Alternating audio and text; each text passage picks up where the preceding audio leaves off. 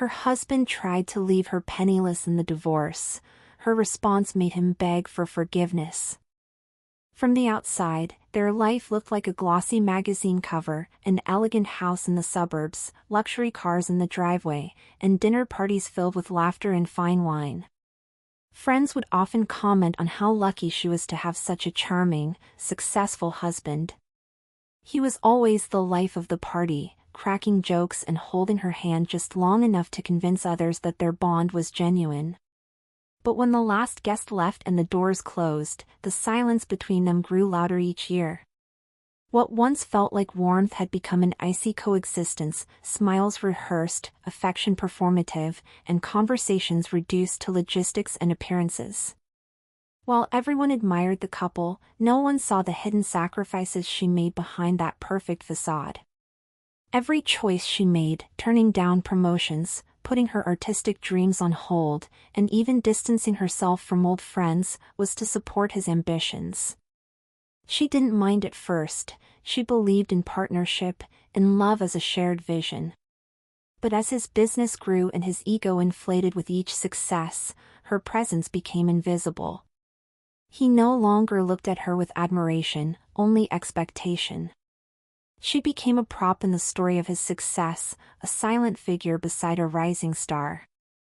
The first real crack appeared one Sunday morning when she overheard a conversation he didn't mean for her to catch. He was on the phone, pacing the home office, his voice lower than usual but with a tone that carried sharp edges. "She has no idea, she thinks this life just runs itself.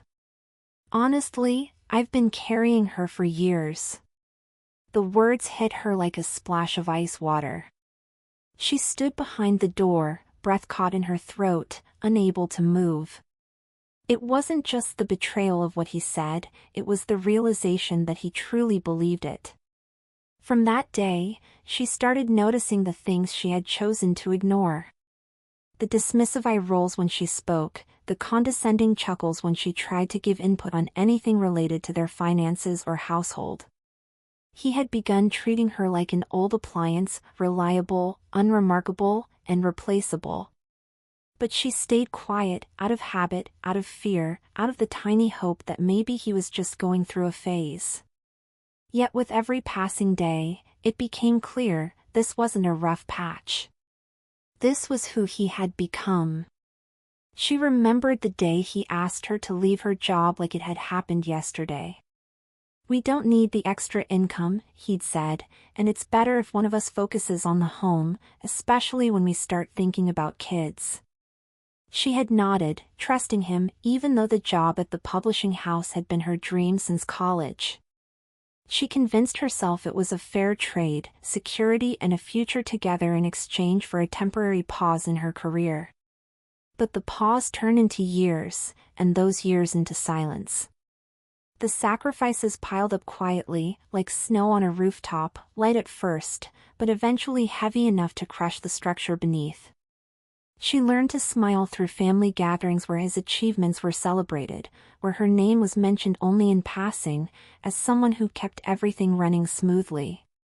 She watched friends rise in their fields while she managed schedules, decorated rooms, and listened to him dismiss her routines as simple tasks. She had become a footnote in her own life story, and for a long time, she believed that was what love demanded. It was at a restaurant they used to love, one of those dimly lit places with soft jazz in the background and candlelight that made every dish look romantic.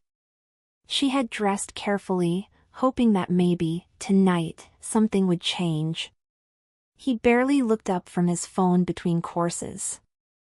After a long stretch of silence, he set down his glass of wine and said, almost casually, "I've been thinking, maybe we should consider separating. It's just not working anymore." The words were so smooth, so practiced, she felt like she'd stepped into someone else's nightmare. She stared at him, trying to process the coldness in his voice, the finality in his tone. "You've been thinking?" she asked, her voice barely above a whisper. He didn't flinch. "Yeah. I've spoken to a lawyer already. I want to make this clean and mature." No drama. No drama? She felt her hands tremble beneath the table. The waiter arrived with dessert, oblivious to the emotional earthquake that had just shattered everything she knew. She excused herself before the crème brûlée touched the table, locking herself in the restroom stall, trying not to cry loud enough for strangers to hear. The next morning, as if to confirm that the dinner wasn't a passing moment of cruelty, he handed her a thick envelope while sipping his espresso. "These are the initial divorce papers," he said flatly. "It outlines everything you'll get. We'll keep it fair." She opened the envelope with shaking hands and saw words that read more like a termination notice than the end of a marriage. He was offering her the car, leased, and a minimal stipend that wouldn't cover even a third of the mortgage. Every asset was under his name.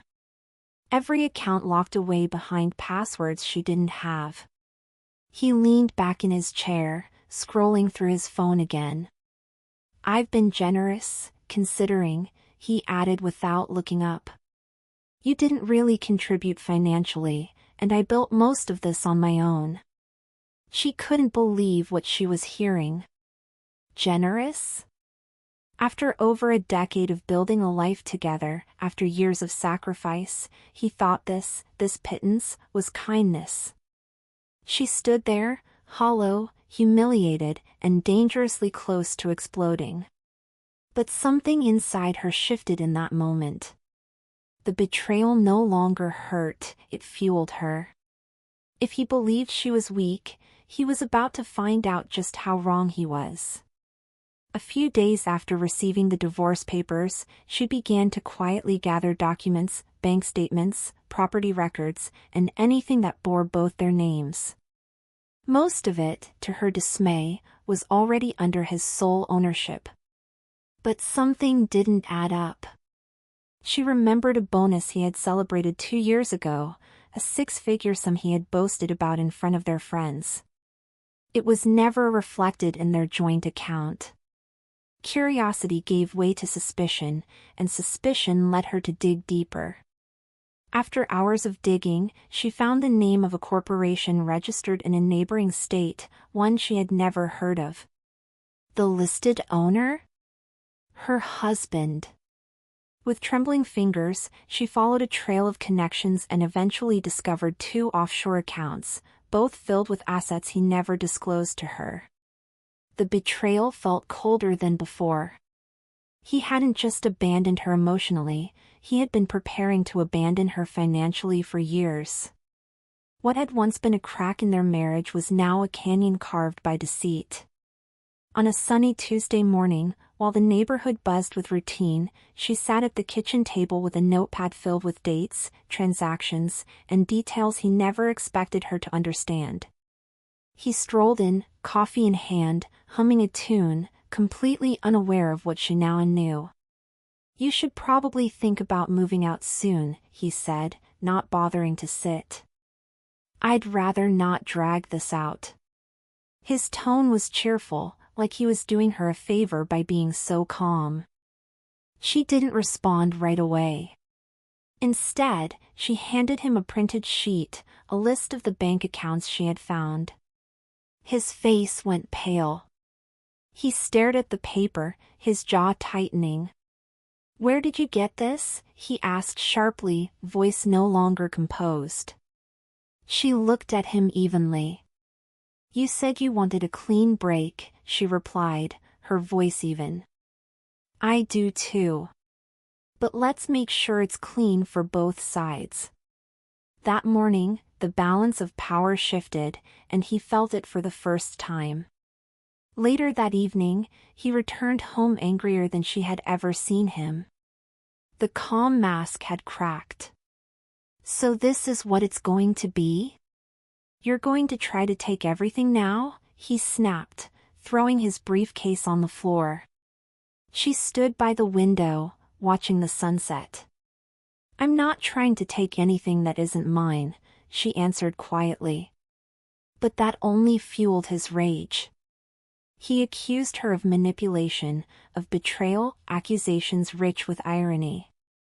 "You didn't earn any of this," he shouted, gesturing around the room. "Everything we have, I built. You were just along for the ride." The words stung, but not because they were true, because he believed them. He genuinely saw her as a passenger in a journey she had helped pave. She looked at him, no longer afraid. "I may not have earned it the way you define value," she said, "but without me, you'd never have gotten this far. And deep down, you know that." The following week, she met with her lawyer, a calm, sharp-eyed woman recommended by a distant cousin. As they sat in a modest office, she laid out every detail she had uncovered. The lawyer listened, nodding occasionally, her fingers dancing across the keyboard as she compiled everything into a digital file. When the conversation reached the hidden accounts and the company in Delaware, the lawyer raised an eyebrow and finally let out a low, satisfied laugh. "He really thought you wouldn't look, didn't he?" she said. "This changes everything."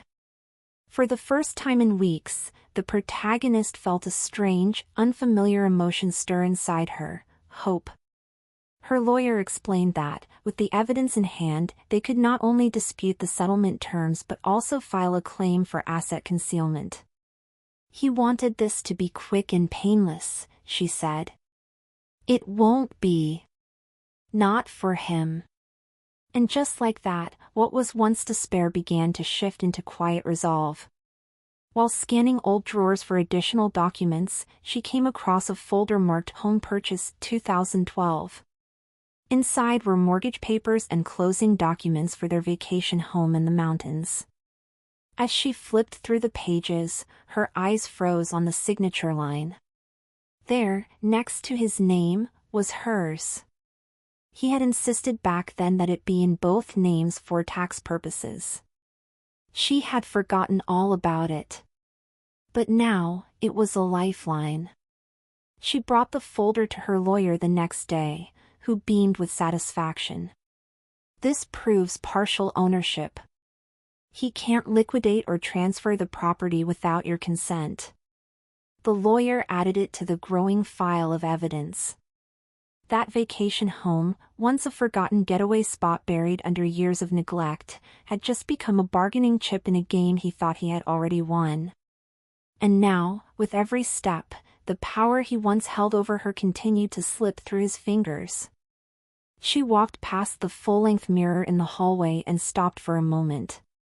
Her reflection no longer looked fragile. The woman staring back at her had spent over a decade managing a home, supporting a husband's career, and giving up everything she once dreamed of, all without applause or recognition. And yet, now that same woman was gathering shattered pieces and building something unbreakable. She realized her worth hadn't disappeared, it had simply been buried under years of being overlooked. Society often measures contribution in salaries and titles, but she had built a life brick by brick with invisible labor. The meals planned, the events coordinated, the emotional support that steadied him after business failures, all of it unpaid, all of it real. For years, she dismissed it as just part of being a wife, but now, with lawyers and judges reviewing their shared past, that unpaid labor was finally gaining the weight it always deserved. She wasn't asking for sympathy, just recognition of truth.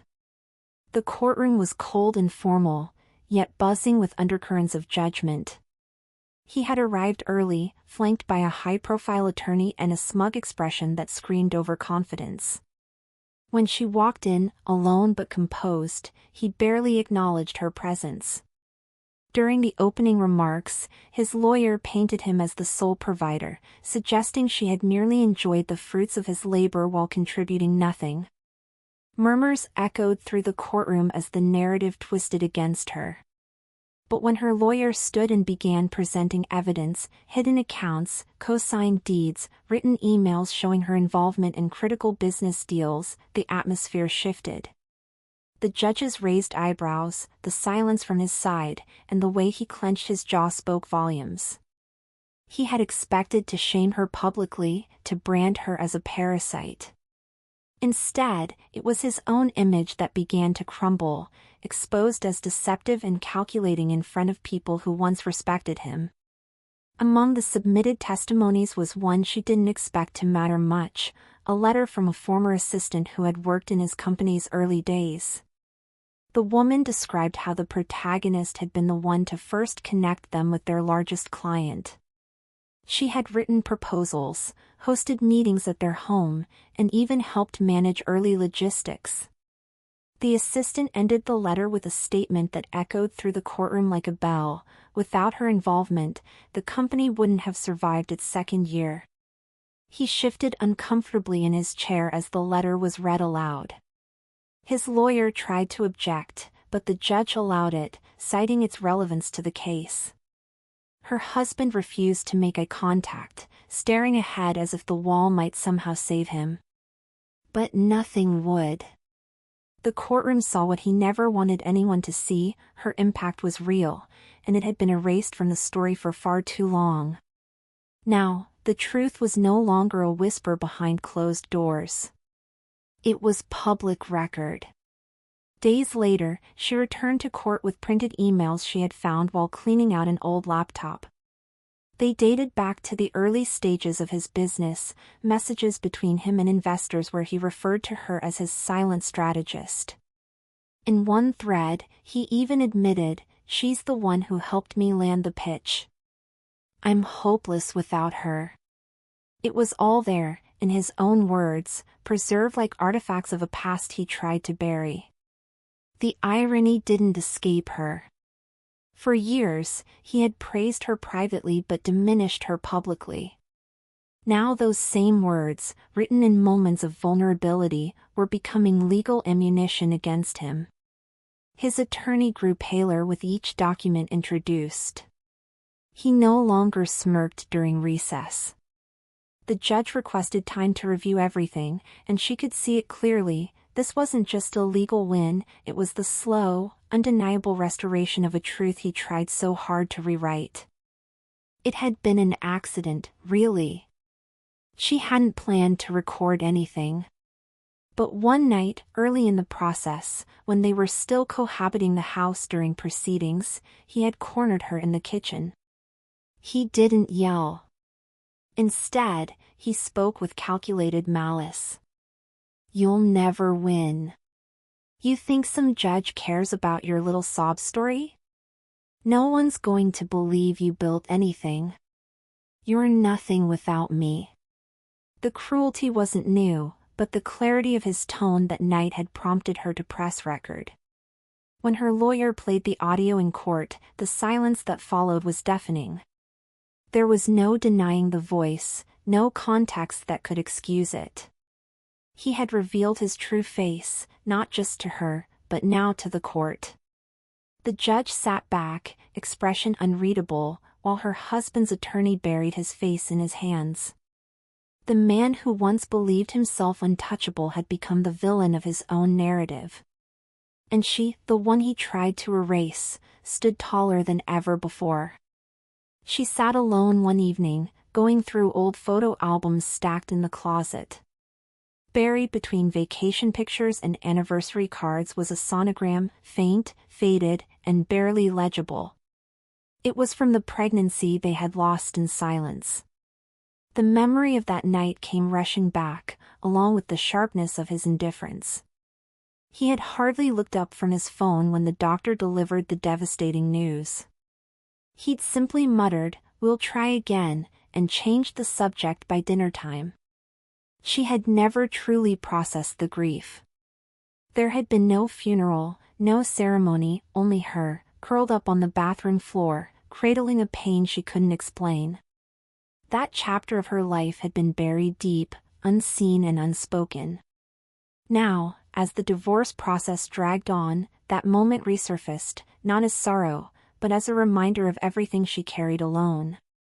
Her pain had weight, even if he refused to name it.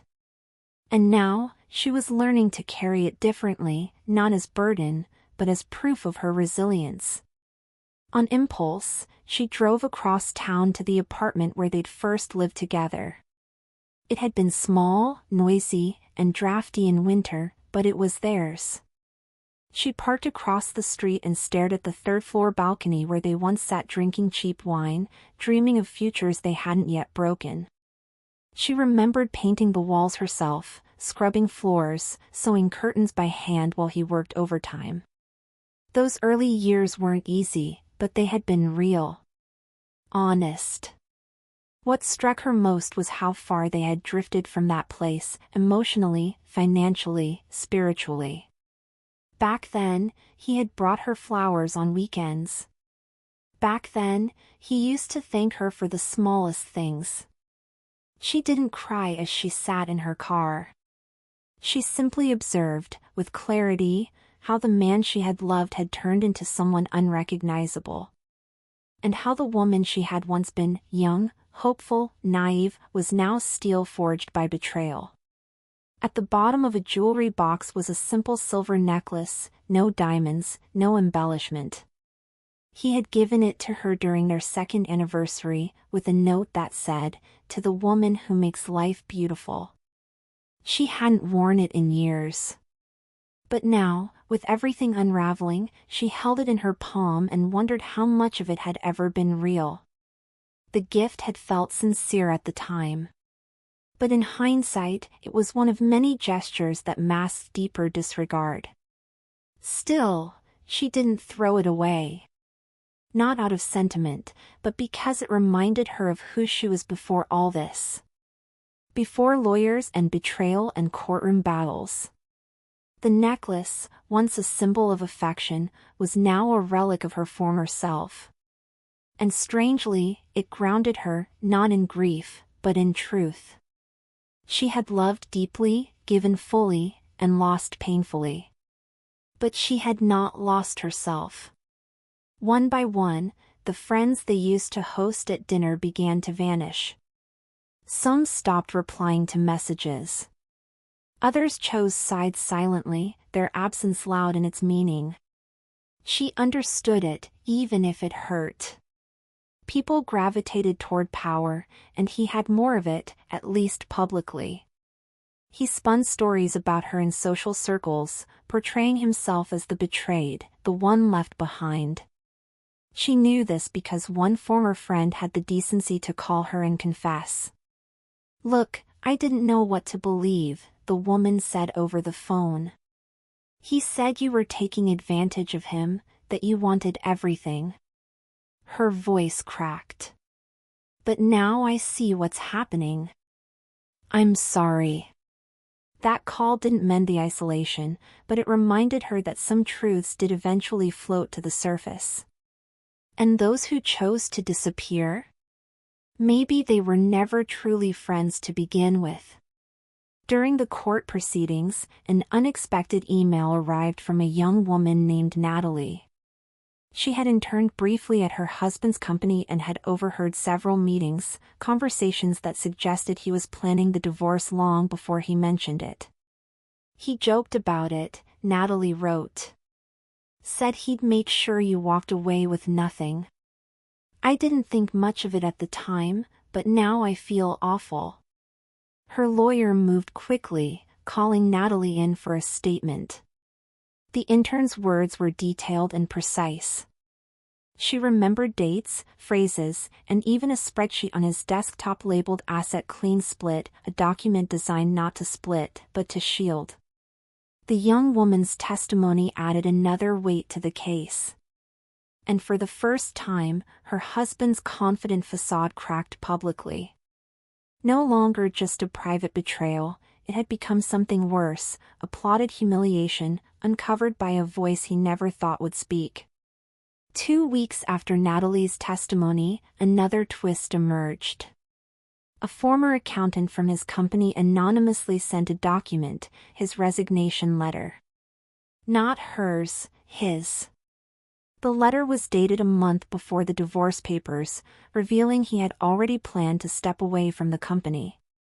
But the most damning part was the attached email thread with board members, where he blamed her for his mental stress and loss of focus. "My wife drains me," he wrote. "Once I cut that tie, I'll be sharper." She read the document 3 times. He had painted her as an obstacle, not just in marriage but in business. It was more than divorce now, it was a character assassination. Her lawyer moved fast, submitting the letter as further evidence of premeditation. The court no longer saw a man reacting out of hurt. They saw someone orchestrating a clean image exit while setting her up to take the fall. The tide had not only turned, it was sweeping him under. Local media outlets caught wind of the case after the resignation letter leaked through an employee forum. Articles with titles like "CEO's Divorce Backfires" and "Wife Outsmarts Tech Executive in Court" began to circulate. She had never sought attention. In fact, the publicity made her deeply uncomfortable. But there was something cathartic in watching him squirm beneath the weight of public scrutiny. The same man who once thrived on praise and admiration was now a cautionary tale. His phone calls increased, his tone changing from arrogant to desperate. He begged her to issue a joint statement to protect their image, insisting it was best for both. She refused. He had tried to destroy her quietly. Now, the truth was loud. Friends who once believed his narrative slowly fell silent.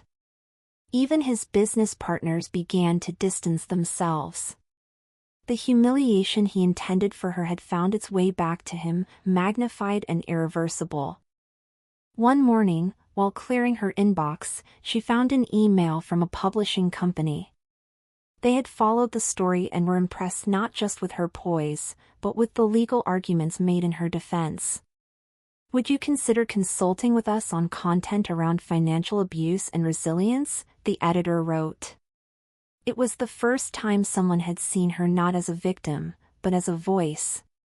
The idea of working again, of rebuilding something for herself, sent a surge of energy through her chest. She met the editor in a quiet cafe 2 days later. They spoke for hours. She shared parts of her story she hadn't said aloud before, not for pity, but because the editor asked with genuine interest. By the end of the meeting, the offer had expanded into a full-time role, writing, speaking, and mentoring others through their own storms. For the first time in years, she imagined a future that didn't center around someone else's success. It would be hers. Entirely hers. As the court prepared to deliver its final decision, his calls became more frequent, text messages too. He no longer masked his desperation. "Please, I made a mistake. We were better than this. Let's fix it before it's too late." But each time the phone lit up with his name, she simply watched it ring. There was nothing left to say. His apologies came only after exposure, after loss. They weren't rooted in regret, just fear of consequence. The silence she gave him was not out of cruelty, but closure.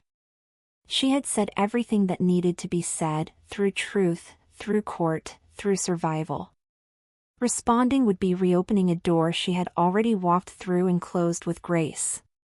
So she let the phone ring, placed it face down, and returned to her laptop. A new chapter was waiting, and it no longer had space for echoes from the past. A week later, he appeared at her doorstep unannounced, no longer the confident man in tailored suits. His shoulders were slouched, his face thinner, eyes shadowed with something between shame and exhaustion. "Please, just listen," he said when she opened the door. He held a small envelope in one hand, something handwritten. "I wrote everything down. Everything I did. Everything I regret. I just needed you to know." She didn't take the letter. She didn't need to. Forgiveness was not dependent on confession. She had already made peace within herself. Still, she nodded politely, and said, "I hope you find what you're looking for." Then she stepped back and gently closed the door, not in anger, but in finality. Behind it stood a man desperate for redemption. Inside stood a woman who had already found hers. Weeks after the court's final ruling, which granted her a substantial share of the assets, including the vacation home and partial stake in his company, she moved into her new apartment. It was smaller than the old house, but it was hers. Every item placed, every color chosen, every detail reflected her taste. There was no one telling her what fit or what didn't. The silence felt different now, calm, not lonely. One afternoon, while unpacking the last box, she found a spare key to the old house. Without hesitation, she slid it into an envelope and mailed it to him with no note. A symbolic gesture. No threats, no closure speeches, just a quiet return of what was no longer hers to carry. The past had its place, but it would not live in her new home. That chapter was done. She had no intention of revisiting ruins. People asked her if she regretted the marriage. Some with pity, others with curiosity. She never gave a simple answer. Regret wasn't the word she would use. The marriage had taught her endurance, sacrifice, and what it meant to lose oneself slowly. But the divorce taught her something more important: how to reclaim that self. Pain had been her greatest teacher, and now she knew how to walk through fire without burning down her own soul. Love, she had learned, was never supposed to feel like erosion. True love does not shrink you. It holds space for your dreams, your voice, your growth. And loss? Loss was not just the absence of something. Sometimes, it was the gift of clarity. In losing the version of her life she thought she wanted, she gained a new one rooted not in survival, but in choice. The editor of a prominent women's magazine invited her for a feature article, part of a series on rebuilding after betrayal. She hesitated, unsure if she wanted to tell her story on such a public scale. But when she sat down with the interviewer and began to speak, the words flowed easily. Not because she wanted sympathy, but because she hoped someone out there, some woman on the edge of giving up, might find herself in those words. The article was published the next month, accompanied by a photo of her sitting at her new desk, surrounded by plants and books, smiling with quiet pride. Messages flooded in from readers, strangers who thanked her for being honest, for showing that survival didn't have to look loud or dramatic. She realized her voice was no longer just a shield. It had become a bridge for others. Her pain had found purpose. Inspired by the women who had reached out to her, she used a portion of her divorce settlement to launch a small nonprofit, an organization focused on helping women navigate financial abuse and hidden asset cases during divorce. It started with workshops, then legal aid partnerships. Soon, it grew into something far bigger than she'd imagined. Not a business. A mission. Each time she saw another woman walk into her office, scared and uncertain, she recognized the same trembling she once felt. But now, she could offer more than comfort. She could offer tools, knowledge, strength. In building this foundation, she wasn't just healing herself, she was planting seeds in others, who would one day rise and do the same for someone else. Her story was no longer just about endurance. It had become about impact. A year later, she stood at the edge of a cliff near the old vacation home, watching the sun set beyond the pine trees. The wind swept her hair across her face, and she smiled, not because life had become easy, but because she had learned how to stand firm even when it wasn't. Behind her was a road paved with heartbreak, betrayal, and silence. Ahead, a horizon full of uncharted possibility. She didn't need revenge. She didn't need anyone to beg or apologize. What she needed, what she had always needed, was a life where her voice mattered. And now, she had that. A life built on her terms. A name rebuilt with dignity. As the last of the sunlight faded and night began to fall, she turned back toward the house. The lights were warm, the door open, and for the first time in years, the future didn't feel like something to fear. It felt like home.